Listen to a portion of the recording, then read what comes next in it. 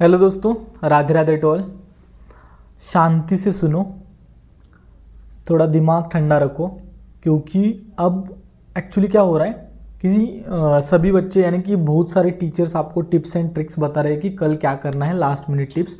मैं भी आपके सामने वही करने आया हूँ, लेकिन बच्चे बहुत ज़्यादा फ्रस्ट्रेट हैं क्योंकि ये जो जंबल चल रहा है ना कि एसबीआई क्लर्क का हुआ, उससे यानी कि एसबीआई क्लर्क का मेंस आज देकर आ चुके हैं बच्चे।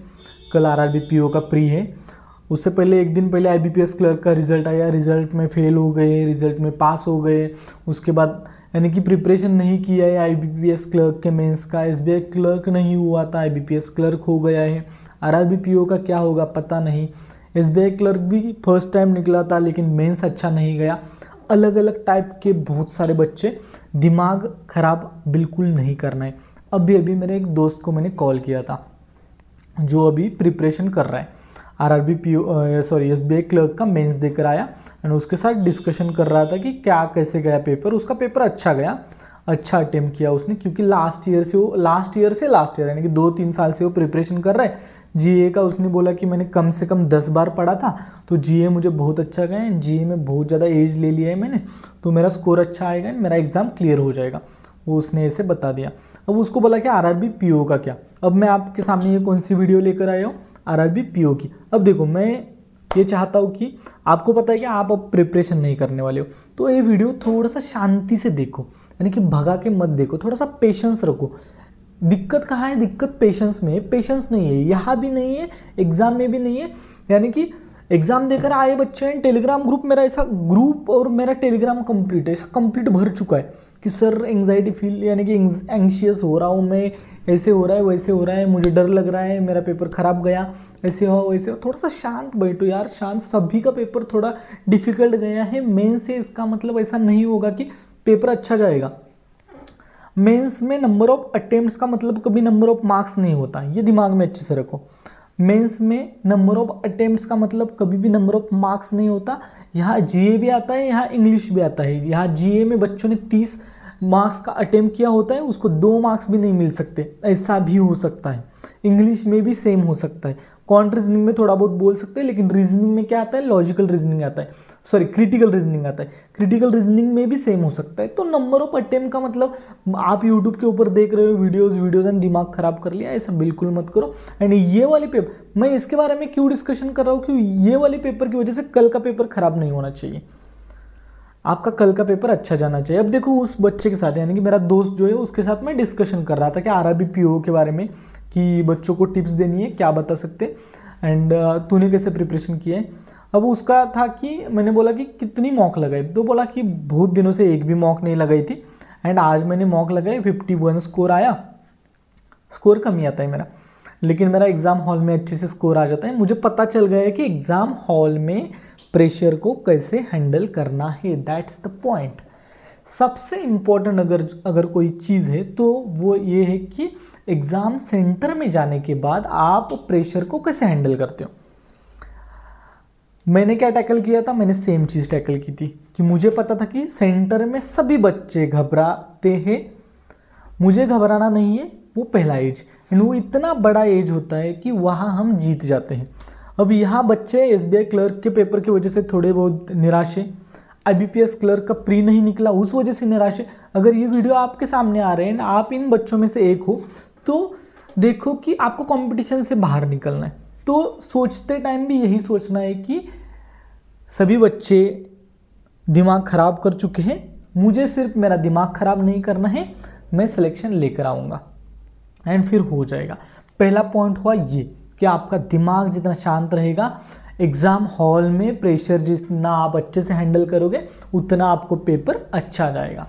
नेक्स्ट पॉइंट, दूसरा पॉइंट, आप आज तक जैसे मॉक लगा रहे थे, सेम टाइप में आपको एग्ज़ाम सॉल्व करना है। आज कोई अलग ट्रिक या टिप देखी एंड वैसे जाकर कल इम्प्लीमेंट करने लगे, ऐसा बिल्कुल नहीं करना है। सेम फ्लो में, जैसे कि अगर आप simplification, approx number series, quadratic and उसके बाद डीआई सॉल्व करने के बाद अरिथमेटिक सॉल्व करते थे, सेम ही जाना है। पजल में आप यानी कि रीजनिंग स्टार्ट होने के बाद स्टार्ट टू एंड जा रहे थे, तो सेम ही जाना है। लेकिन थोड़े बहुत टिप्स मैं देना चाहता हूँ जो मुझे पता है। आरआरबी पीओ का मैंने 2-3 बार पेपर दिया था, एक एग्ज़ाम में मेरा 67 स्कोर था, जो आपने देखा होगा कि 50 का 49 का ये था कट ऑफ एंड 67 स्कोर था आरआरबी पीओ में, तो अच्छा स्कोर था। इसका मतलब मैं आपको बता सकता हूँ कि क्या करना है।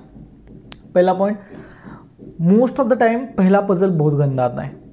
मैं फिर से एक बार बोल रहा हूँ, आरआरबी पीओ में ऐसा हो सकता है, देयर इज अ पॉसिबिलिटी कि पहला पजल गंदा आए। तो पजल जिस टाइप के पजल में आप यानी कि आप आसानी से सॉल्व करते हो, जो जिस टाइप के पजल, वो पजल को आप उठा सकते हो। पजल दो 3 या 4 भी हो सकते हैं, 4 पजल में भी हो सकते हैं, तो 4 में से 3 भी पजल किए तो भी चलेगा। लेकिन पहला आपको क्या करना है, पहला मोमेंटम बिल्ड करने के लिए आपको जो जिसके ऊपर कॉन्फिडेंस है ऐसा पजल सॉल्व करना है। नेक्स्ट पॉइंट ये कि अगर पजल 1 मिनट के बाद आपको ऐसा लगा कि ये वाला पजल मुझसे नहीं हो रहा है या कुछ तो मिस्टेक हो रही है, तो वो पजल स्किप कीजिए, आगे जाओ, पेपर बाकी सॉल्व करो एंड उसके ऊपर फिर से आओ। ऐसा कभी कभी होता है, देयर इज अ पॉसिबिलिटी कि वो वाला पजल जितना टाइम आप वहाँ उसी सेम टाइम में कर रहे हो आपको समझ में नहीं आएगा, लेकिन आप गए बाकी पेपर सॉल्व किया एंड उसके बाद आए, उसके बाद आने के बाद आपको समझ में आएगा कि आप क्या गलती कर रहे थे। तो आपको ये भी दिमाग में रखना है। तो क्या क्या समझ में आया कि पहला पजल आपको फंसा सकता है, सच में मैं बोल रहा हूँ, मेरा एक्सपीरियंस है। तो पहला पजल थोड़ा बहुत बाजू में रखो, अगर लग रहा है कि आसान है आप इसके ऊपर, जैसे कि मेरे सामने अगर डे बेस्ड पजल आया, मैं सॉल्व करता, पहला पजल ही डे बेस्ड आया तो सॉल्व करता, यानी कि जो डे बेस्ड पजल था उसके बाद मुझे लगता है कि हमारा month and date based puzzle वो भी मुझसे अच्छे से सॉल्व होता था, ऐसे पजल में सॉल्व करता था। इन आउट वाला पजल आया, थोड़ा सा लेट सॉल्व करना है। मेरा अनसर्टन वाला पजल बहुत अच्छा था, वो अगर आया तो वो करता था, अगर फ्लैट एंड फ्लोर वाला आया तो नहीं करता था। तो आपको पता होना चाहिए कि आपको क्या सॉल्व करना है, क्या नहीं सॉल्व करना है। एग्जाम हॉल में ये अवेयरनेस इंपॉर्टेंट है।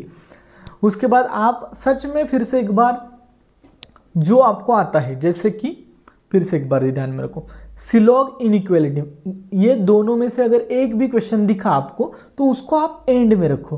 क्या बोल रहा हूँ, एंड के 1 या 2 मिनट के लिए रखो। जो इनइक्वालिटी आपको पता होना चाहिए कि लास्ट के 30 या 40 सेकंड में 5 मार्क्स देने वाला अगर कौन सा क्वेश्चन है तो वो है इनइक्वालिटी। तो इनइक्वालिटी को आप लास्ट में रखो एंड आपको बाकी का क्वेश्चन पेपर जल्दी जल्दी सॉल्व करना है।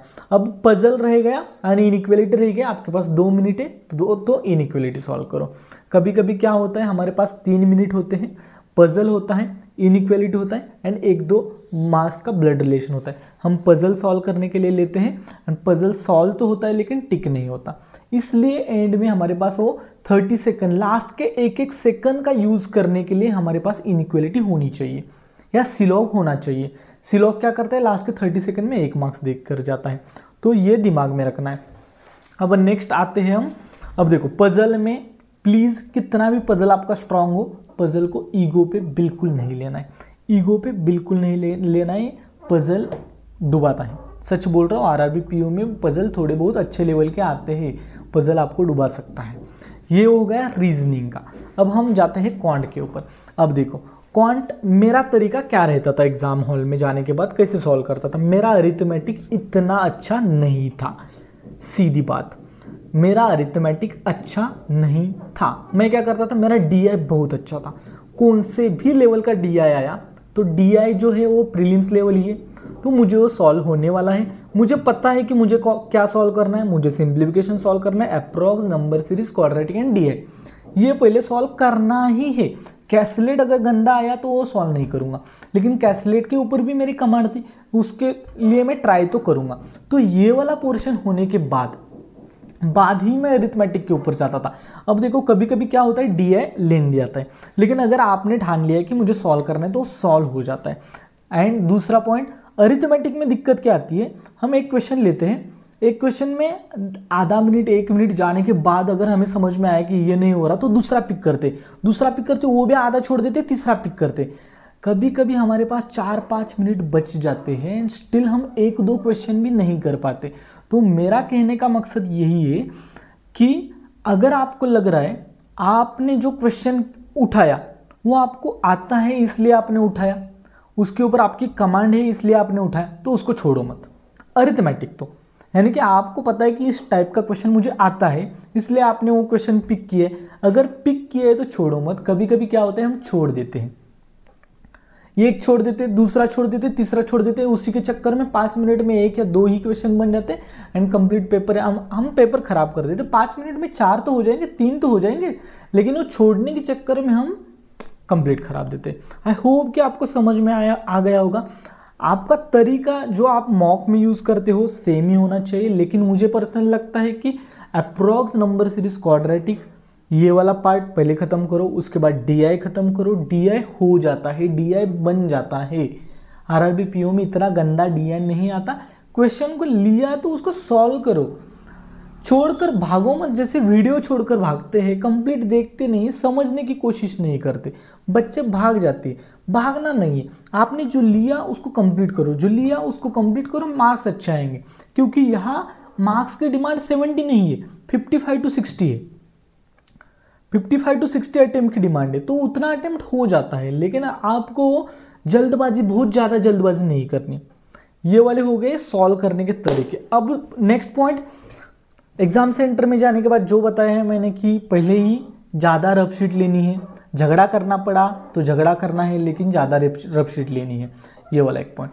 नेक्स्ट एक एंड में मैं बताऊंगा कि आफ्टर 10 मिनट या 15 मिनट खुद को रिमाइंड करना है कि मुझे फास्ट करना है, मुझे सॉल्व जल्दी जल्दी करना है। लेकिन जल्दी जल्दी करते टाइम भी जब पजल आप सॉल्व कर रहे हो तो पजल में आपका कोई स्किप नहीं होना चाहिए लाइन, ये ध्यान में रखो। डीआई आप सॉल्व कर रहे हो, डीआई में भी कौन सा लाइन आपका स्किप नहीं होना चाहिए, लाइन स्किप नहीं होना चाहिए, इसलिए रिमाइंडर देना इंपॉर्टेंट है। एग्जाम सेंटर में जाने के बाद आप बैठे हो, उसके पहले आप क्या खुद के साथ बात करते हो वो मैटर करता है। खुद के साथ यही मैटर करना है, बात करना है कि रीजनिंग में अगर पजल डिफिकल्ट आया, 1 मिनट के बाद मुझे लग रहा है कि नहीं हो रहा, ये थोड़ा डिफिकल्ट है, तो छोड़ना है, ईगो पे नहीं लेना है। ये कब बात करनी है, 5 मिनट जो आपके सामने होते उस टाइम में बात करनी है।